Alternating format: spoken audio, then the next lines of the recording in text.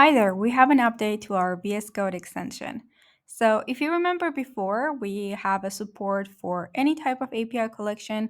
You simply open it and you can click on Theneo doc and you will be able to publish it or create a new project or preview it right from here as well without having to go to web platform.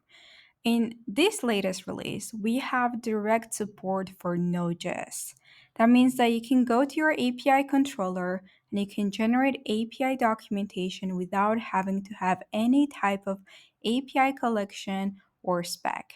So as you can see in this video, I'm just going to create a new project. I'm going to name whatever. And then on the right side, we'll see that we will have entire documentation generated for me and with all the API requests and everything that I need. On the right side, by the way, it is fully interactive. And if you need to collaborate with your team members, you can go to web, add them, and you can collaborate right there as well. So this is our latest update. Let us know what are the other languages that we need to support next. Thank you.